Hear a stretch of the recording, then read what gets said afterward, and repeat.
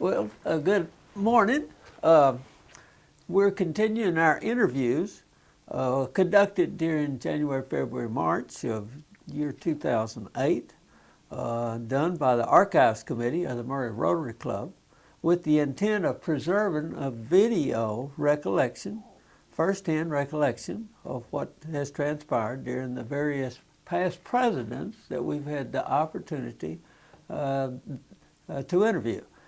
And so today we've got Tom Auer, who was president of the club in year 2003 and 4. That's right. And if Ron Churchill's figures are correct, you would be the 79th president. Is that, did you Probably count it back so. that way? I don't keep track of all of these things, you know. 79th president. And I thought before we launched into our discussion with you, it would be helpful probably, for the record, to know that as of this year, if the Murray Rotary and the Rotary International book is correct, Rotary is in 170 countries today. It is in 530 districts.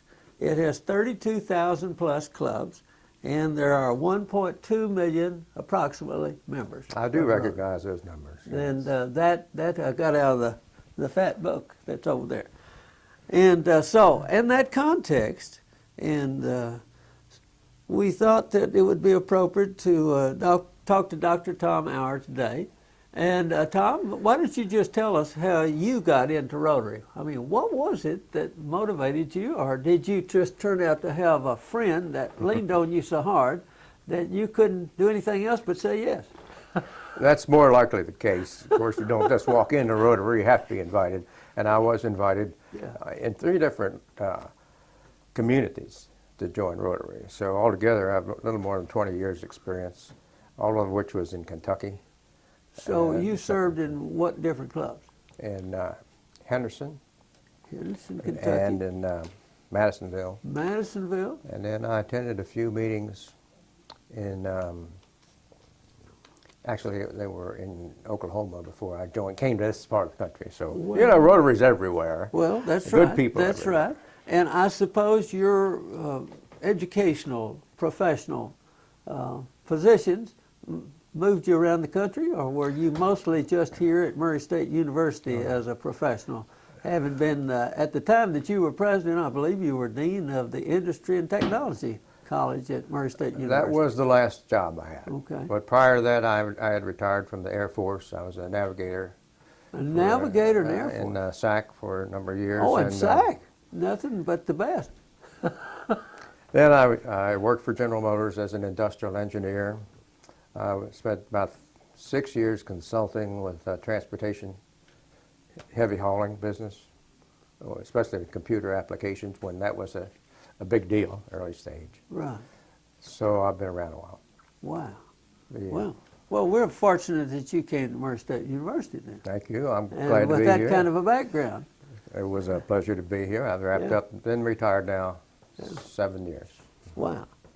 Well, the time does fly when you're retired, doesn't it? When you're having fun, yeah. That's right. So, when you look back on your year in 2003 and 4 as president, what do you think stands out? Well, the first thing that comes to mind is that people are not really qualified to be president until they've been president.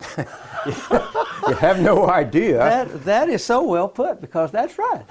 It's hard to concern yourself with everything or to know, observe everything that's going That's on right. the first time. That's right. And then when you finish your year, Right. you're all dressed up, no place to go. So we're trying to remedy that in another way, but Right. I felt that I could have, my own responsibility, I could have been more attentive to what's going on in the president's office, and I've been Well, better prepared for the unusual, which is every week is the unusual. in one sense of the word, after you've been president for a year, you're ready to be president and feel like that you could get a lot more done in a second year. However, as best as I can tell, Tom, there was only one president that actually served more than one full year. Now, who was that? That was the first president. Uh-huh. Ron Churchill says that he got the privilege of not only serving a half a year, but a full year following it. And that's the reason why the Really? numbers are the way they are. See, I had you down as the 80th president, but he says, no, that's not the case. The first president got to serve longer than a year. So you're the 79th, according to Ron. Whatever. Whatever is right. But as far as I, now, there may be somebody else that served more than a year, but I'm not sure I know who it is. Do you happen to know if there was such a circumstance? No, I don't, but I'd say it more likely when they just had 4 or 5 guys meeting for lunch. Right. And everybody served, and they had to go around again. I Yeah. can't Yeah. verify that, but Uh-huh. that's what happens in very small Right. growing groups. You know. Yeah. We see that in the older small clubs here in West Kentucky when there's maybe 20 people, Right. and it's an old club, and they go around again. Uh-huh. Right. They just pass it around again. Right. I can and not, yeah. I guess that's really important to do that. I'm just so grateful that we've got plenty of new blood coming into the Murray Rotary Club, given the vitality of the community and the continued growth of Murray State University, that is the case. To have all that new vitality keeps energizing the club, looks like. We do have some very bright, strong young people, and many of them from other communities and cities, so they can bring a lot to the table. Right, right. And of course, we have the hometown base here for that. They enjoy that, and we enjoy them. You know. Oh, yes, yes, indeed. That's right. So, as you have reflected on it, and as you said, after going through your experience for a year, what now that you've been able to step away from it a while now as president, now continues to look like that was something that was a significant highlight during your year? Well, while I was president, I guess membership and membership development was realized as a serious responsibility and somewhat of a problem. And with all these organizations, volunteer organizations, new people will come in, and unless they're supported by their sponsor, they may drift in and drift out before we ever get to know them. So it needs to be a great deal of emphasis, not just talking to them, but getting them involved in projects. What were some of the things that are ideas that you all threw around to try to do that retention problem? Because I kept hearing that, Dr. Tom, all the time about Murray State University and the retention of students, even out at the university, you know, and that was a dilemma that you all had really worked on vigorously out there and thought you had some significant success. How does it apply to Rotary Club? It would be the same at the university. Yeah. People come here for a reason. It may not be the right reason, and we're talking about whether you join Rotary or something else. And if they leave, we haven't learned anything. We need to find out in some friendly, non-invasive way, more importantly, why you came here, but why did you leave? I was a member of another community service club here in town and worked about 3 years, was never introduced, never no indoctrination, all I got was bills. Right. And I just felt like I was sitting at somebody else's family reunion for 3 years, you know. Most of those guys had gone to school together. But at Murray State, they could do the same thing, and we've talked about follow-up and interviews. So if a person starts out in engineering and he strikes out on the math, instead of him going to the workplace as a pick and shovel man, we say, hey, wait a minute now, and you were smart enough to get in here. We recognize that. Let's find out what you are good at and change your direction. Really retrieve some excellent people.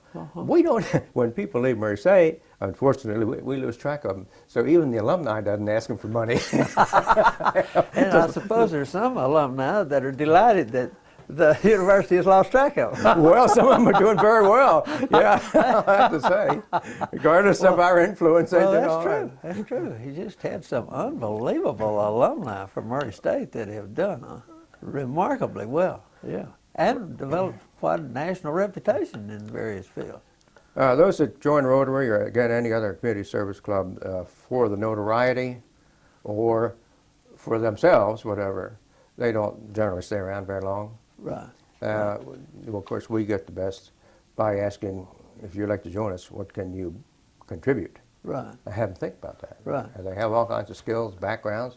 We're not as demanding about money as they were in the earlier years of Rotary, where a few well-to-do people built Rotary. Right. And they were wisely distributing other people's money. Right. They had corporate money, business money, Right. they had their own money. Right. And now, more so in the later years, more and more Rotarians are retiring. Right. They're on fixed income. That's right. They don't have the funds to Yeah. throw away, Right. but they do have the experience, skills, Right. a lot of things that we could bring them to, so a major contribution can be made right up to the time you lay down. Right. That's a good thing I recognize, and would like to continue working on that. Well, now, during your presidency, did you maximize some of those skills of the people in the club? I thought you did, if I'm remembering right. Well, we did. Some of the projects you all took on or could continue to develop? More of the process, Dr. Bruce. We had in Rotary for years and years, up until I kind of stirred things up. There was a 7-year sequence to get into the presidency. Yeah. The selections made 7 years ahead of time were not necessarily the same kind of process you'd use to select a president for next year. Right. So consequently, a lot of people drifted up there, some well qualified, some not, particularly for that job. Right. You get there and say, oh, kind of like that little chick that steps out of the egg, and says, now what, Right. Yes, now what? And we knocked that down to 3 years. And Yeah. then we, especially today's president, we insist that the top 3 people there look at their responsibilities seriously. They build committees with chairs, with missions, with results, Right. and they report at the board meeting each month. Right. And they're developing themselves, but more so building the club. Right. And you're not distant from the ultimate position. You may not want it when you get there. You might say, well, I'm vice president now, but I'm too busy, or I'm transferred, or there are better people than I am. Right. So I think we did make some advances there in the quality of the management of the club. So, the one of the things that developed during the tenure that you were involved in the management of the club is we reduced the number of years of moving from coming on to the Directorship. board of the Yeah. directorship to president, reduced that from 7 to 3 years. Mm-hmm. And, You could serve and that looks along- like that was a plus in doing that. Well, it was. Because some people got burned out before they ever got to president. Or did. else it was just too long a timeline because they were moving in and out of the club or moving in and out of the community that rapidly. That's true. And people could continue to serve on the board and be reappointed and the like, but Right. you have a good point. With the kind of people we've invited in, plant managers and the like, Right. they're not likely to be around here 7 years. Right. Although we'd like to use them, have them serve the club Indeed. in less than 3 years. Right. So I think we did work on that. Well, I know we're debating at the coffee shops right now how long Coach Adams, the ladies Murray State basketball coach, is going to be here. See, we're already debating whether we're going to get 3 years out of her. Really? Well, whether it's baseball The or more anything else. successful she becomes, the quicker she's going to move on. Well, it's not limited to baseball coaches, That's a coach's life. Yeah. Get in here and get Yeah. notarized and get on the winning That's right. side and That's get a right. job and move. That's right. Yeah. So it applies across the board for anybody that's got the talent and just needs that on their resume that they've been the head manager of something. Well, certainly. Yeah. Certainly. And then that qualifies them to move on up the rung to a higher paying position, perhaps in the same field or an allied field. Well, and they'll do that when they originate or they transition through a small town to a promotion for money. Is That's right. quite common. That's right. Yeah, it's not- part of life these days. That's right. If you want the money. Now, in the overall scheme of things, as you all streamline this from 7 to 3 years, how did you evaluate the indoctrination process that Eugene Schonbacher has been so closely identified with over the years?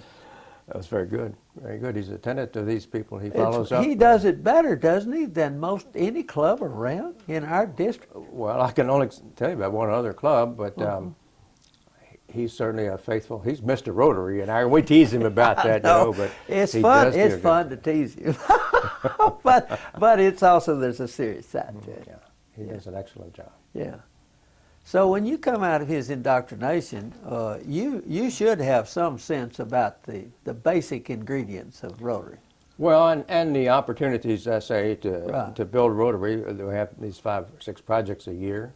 Right. There are people who like to work on projects and be done with it, whether it's a parade or the golf tournament or a dinner. There's some others that want to run committee around the year, and there's a place for everybody. Okay. Now, as president, and during the time that you served on the board, was there anybody that got to thinking, well, hey, we're trying to manage too many projects during the year? Because I can remember when I came in back in '73, you know, it was an old man's club back there during that era.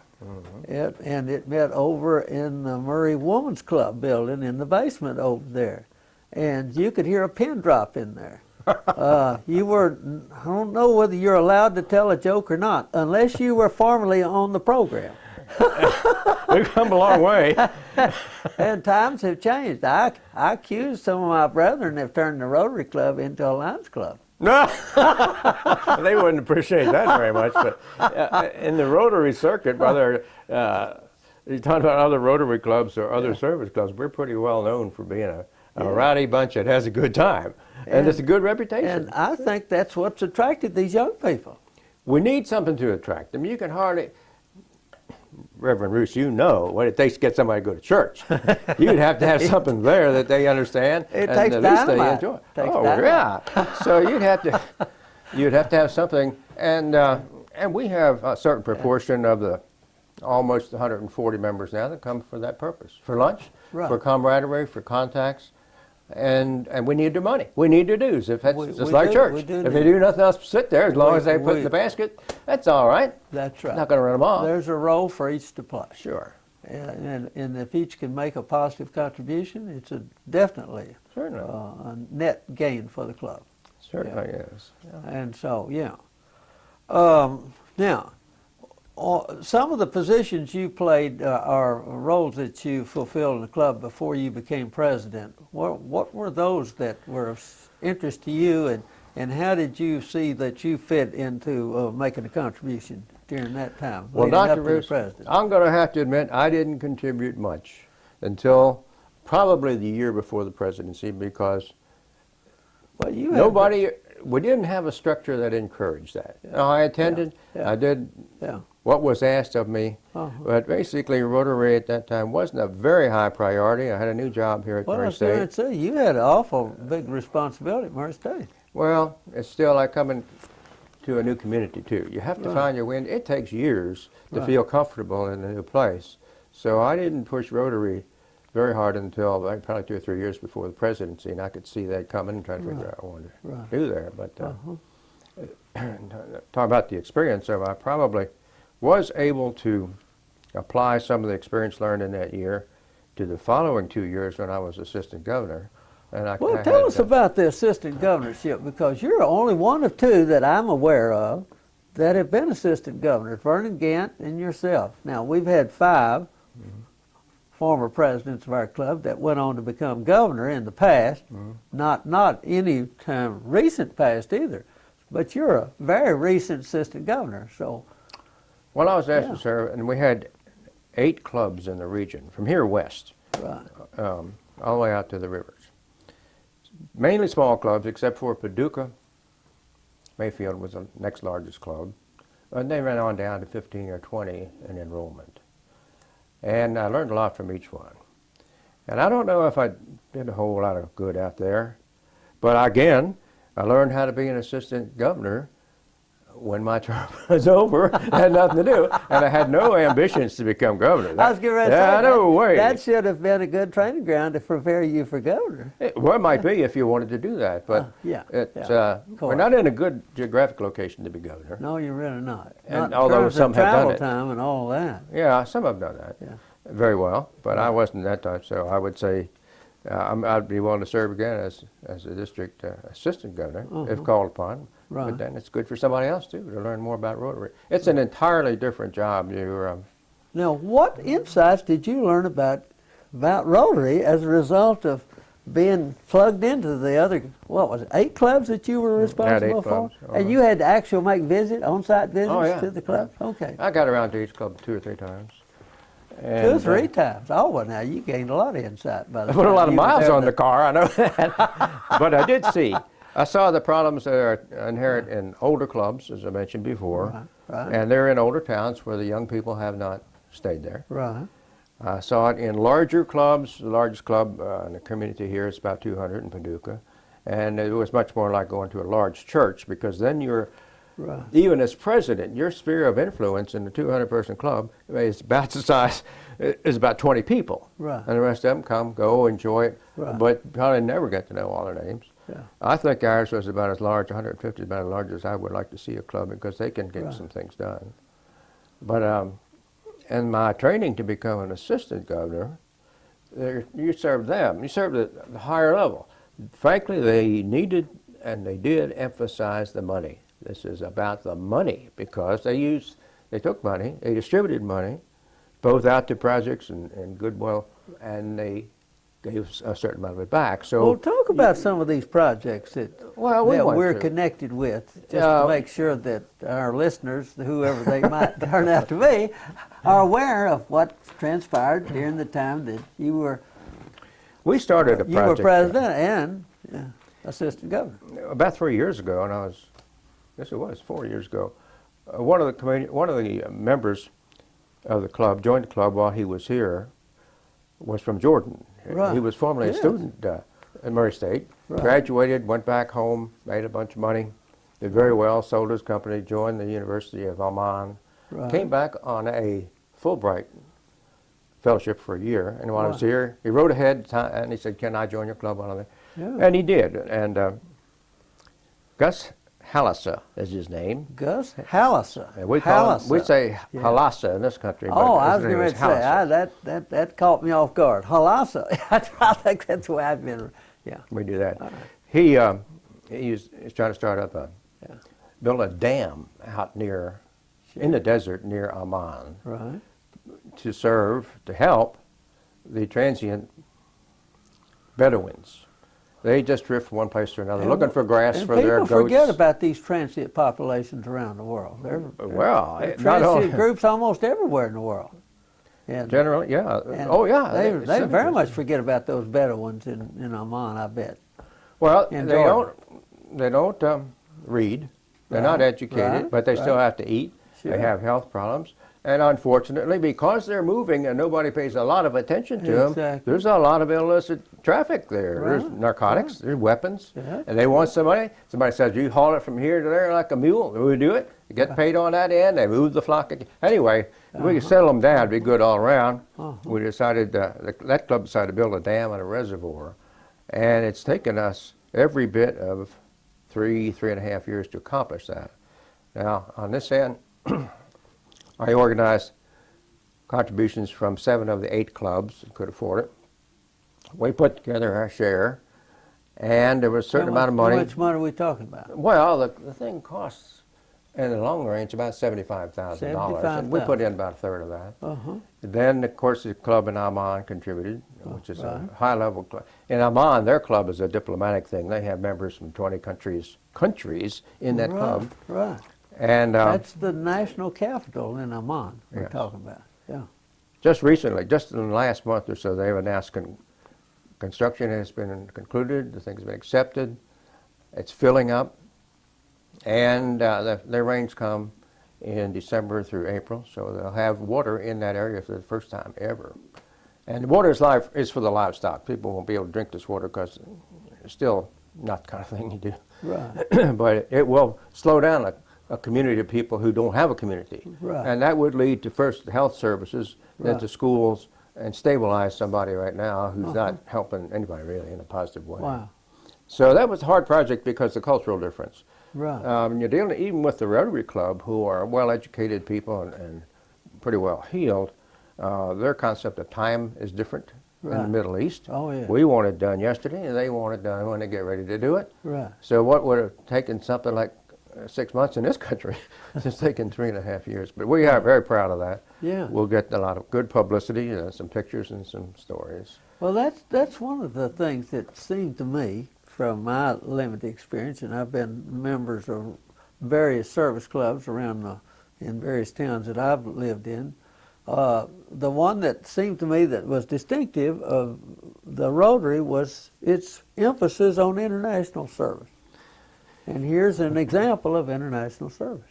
Well, I think it was a good experience for our people. We'd have to be admitting we're not that well schooled in the customs Right. and mores of other cultures. No, we're not. It's No, more we're than not. a language barrier. It's a values thing. Yeah, I'll so say we'd have to the handle value it, systems are so right. We'd have to. And go as about you it said, just the example of one aspect of the culture, time. Well, we had to be patient. I'll put it Yes, that way. yes. And we're looking forward, though, to the opportunity to tell our world down here about what they did with their money. They want to know. They keep calling me and saying, "What did you do with my money?" So I now have a story for them. Yes, yes. So that's probably the biggest thing we did that year is get that underway. Well, that's wonderful. I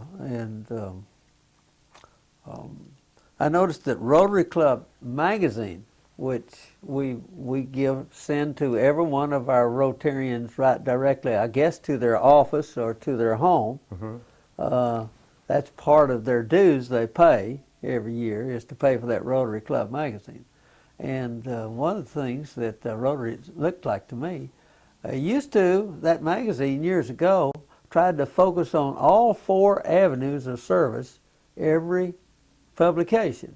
However, I've noticed in the last few years, it looks like it focuses more on international service than it's doing anything else. Now, I don't know what was your experience when you were assistant governor and talking about the magazine when you went around and so on. And Well, how did you all view it? I mean, I could have missed a lot there. And now, by the way, they rotate their topics monthly. There's a month for each.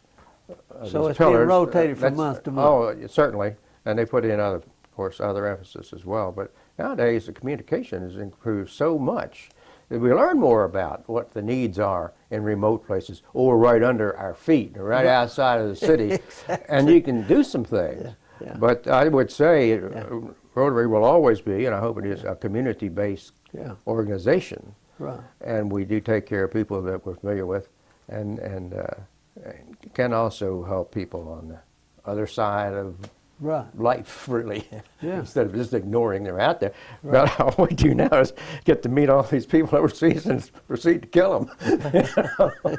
Right.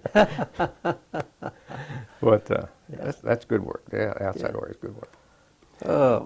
I did learn a lot, though, in this thing. I jotted down a couple of things I think might be important for other guys. What do you have jotted down there? Well, for example, leading a volunteer organization turns out to be entirely different from managing a privately held concern or a business organization.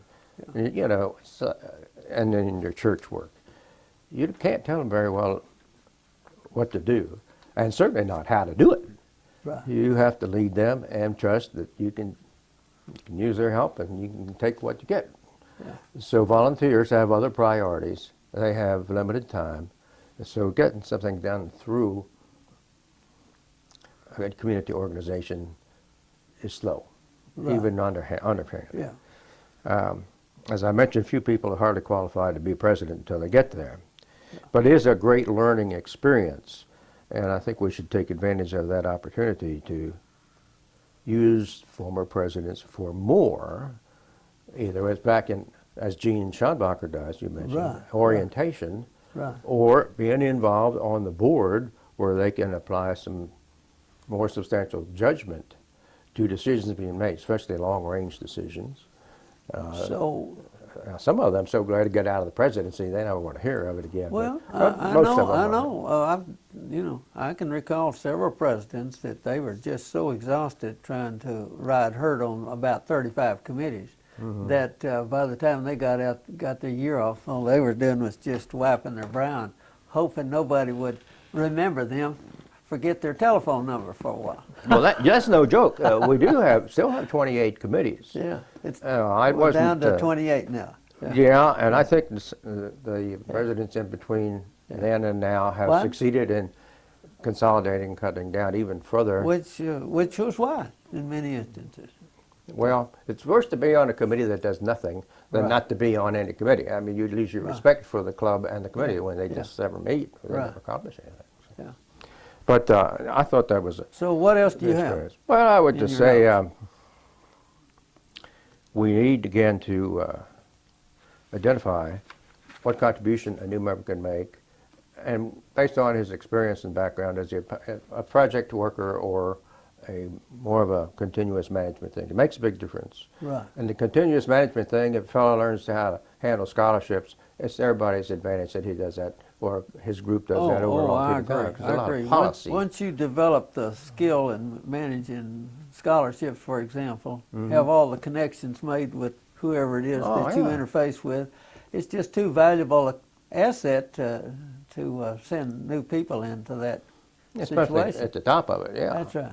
On projects, again, there's people who can run projects, can plan, execute, keep track of the money, get it done. Exactly. And you can teach that Right. by documentation to the next guy. You can Exactly. leave, As long as there's a good paper trail. yeah. That's right. So that's Yeah. another thing we're working on That's hard right. now. If you got him a notebook that's got all that paper trail in it, Sure. and nobody is allowed to lose it. Well, it goes again. See, the foundation ought to have custody of that so it doesn't get lost. They give copies to Well, anybody now, who needed it. That but that is the case, isn't it? That money is accountable through the foundation, or supposed to be. Is that where we are now? No, our foundation hasn't become that active okay. yet, and All right. we have not. So we're moving in that direction. Yes, we haven't really negotiated enough with the club Yeah. to see if, for example, the foundation needs to take over scholarships. They jealously guard scholarships. Oh, I understand. We might have to have a different kind of scholarship, such as the Right. Cadiz Club and the Hopkinsville Club. Right. They're loans. They put out loans yeah, to students, an enormous amount of money. Oh, It's very I- successful. I can't imagine how much money the Hopkinsville Club has got in their revolving loan funds. And they don't have any defaults. I mean, they just say, we don't have any. These people are so glad to get the money. Yeah. And I don't know what kind of coercion they use, Well, but I think they ride herd on them and keep in contact with them so they don't forget who that loaned the money to them, and that there's a commitment you made to the club. well, I think one real advantage of that, Dr. Roos, is people who are not especially gifted can go to school. Most scholarships are for the outstanding or the narrowly defined, where the donor says, I want him to have blonde hair and blue eyes, Right. and all the rest of it, and you Right. find very few, but there'll Right. be people, especially in the agricultural community, there'll be Right. kids that they raised on the farm, Right. and they're going back to the farm. Right. They need to get some education about the farm, and Exactly. they're never going to be president of the United States. Well, I mean, And thank goodness we only need a handful for that job anyway. don't start on that one. I'll read about your thoughts on that one, Dr. Roos. Oh, I guess I've about said what I intended to mention here is development and retention of members. Important. Well, Important. what was it about the Rotary Club that, about your sponsor, or about the attracted you to the Rotary Club? Well, as I said, I was new in the community. Who sponsored you? I can't remember. My Bob brain's- Cornelison, Bob? Yeah, sure. he was my sponsor. Yeah, sure. But I had other contacts. But Exactly, initially, it was exactly. to learn Yeah. the town, to meet the people. Well, it And- turns out in our community that that's the best place, generally speaking, to go to meet the people.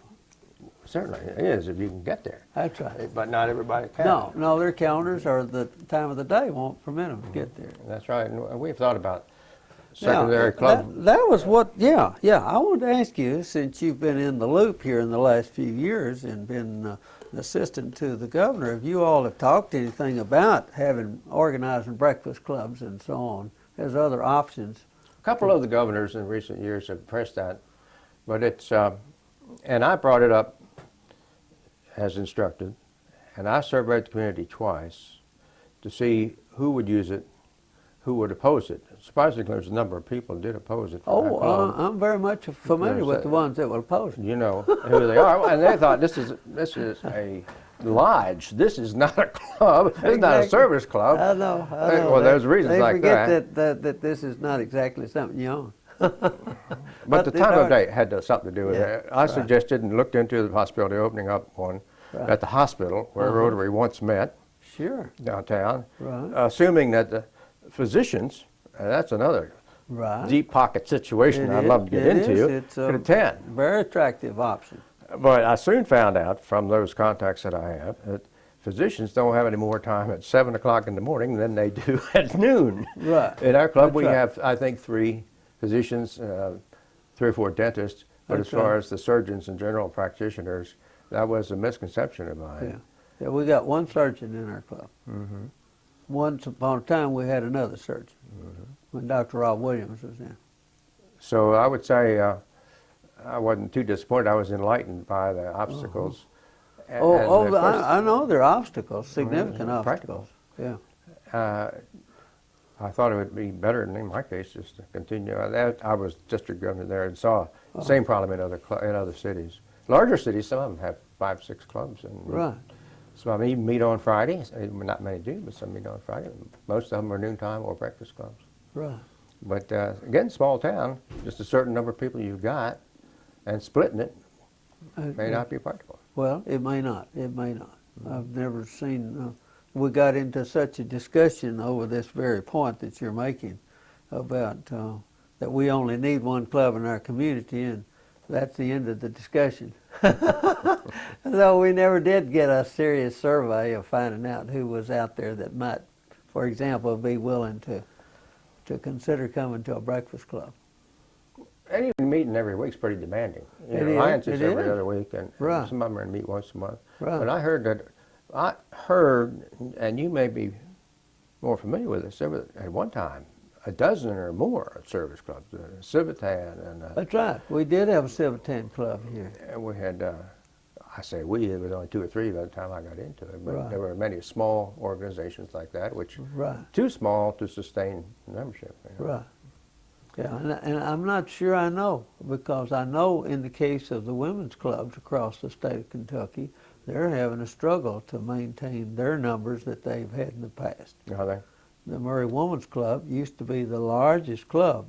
It was nearly 400 members here in this community. It was, if not the largest, the next largest in the entire state. Well, it's down below 250 members now, and they're having a hard time sustaining those numbers.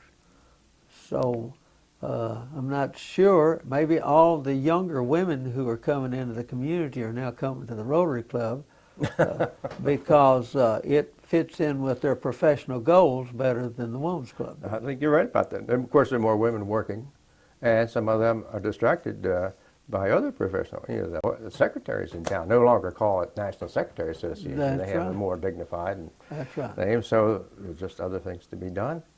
And And They do. I'll be talking with Betty Boston here shortly, and we'll talk about the fact that when the U.S. Supreme Court ruled that the Rotary Club in the United States would have to admit women, Rotary International said, well, if that's what you got to do in the United States, we'll go ahead and do it. But we're not going to do it in some of these other countries. but better not. In the Middle East, I don't think you're going to have much luck there.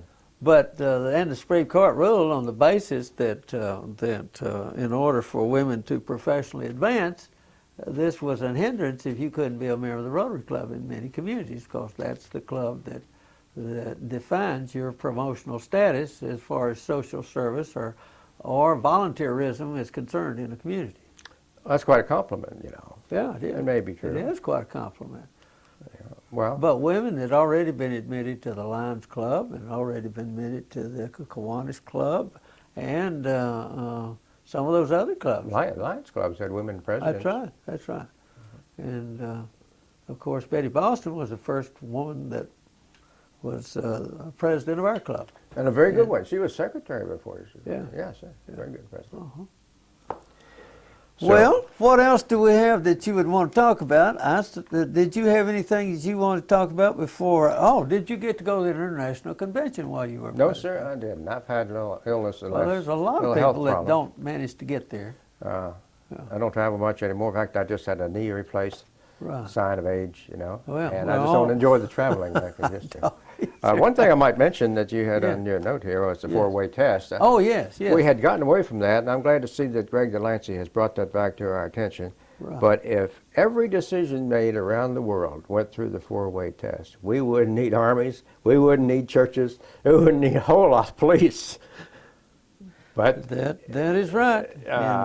And I remember hearing an article that was written by John Dean, who said he was speaking at a Rotary state convention, and he said if anybody in the White House had known about the four-way test and tried to implement it, Watergate would have never happened. sure, that's true. But I'm sold on it, and the more I see it and the simple wording, you know, I said, well, why didn't we just go that route? Why didn't we subject this decision to that test, even the smallest decision? Then we would get along that better, accomplish more, I think. Yeah.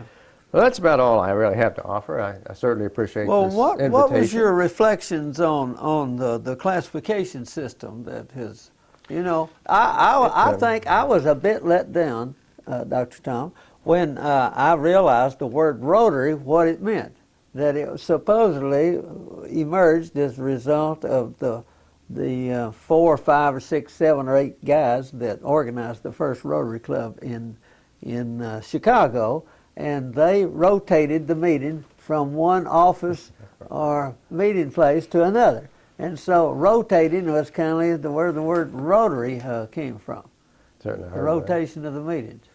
Well, it makes a lot of sense. But as far as the classification system now, that's lost its priority because the emphasis is bring good people in, and if you have to create a classification, that's fine. Just don't get out of balance. That's important too. But we hardly ever decline membership on the basis of classification, like we have too many attorneys or too many doctors, too many of this or that. Right. We more like a church that welcomes everybody. It has been modified in the United States. It does not have its exclusivity that it does in some other countries. Well, they have where they guard that particular thing, and they don't want another one of anybody. No, nobody other than, you know, this one corporate attorney, and that's got to be it. Or just use that as an example. Well, that's true. But that's not the case. We've pretty well done away with exclusivity, haven't we? Through classification. Depends on who interprets it. Bob Billington interprets it very closely, even, and he's another fellow, long-term, great contributor, good records, and he has good understanding. However, the emphasis now on having been and still continuing in an executive position, that was a requirement.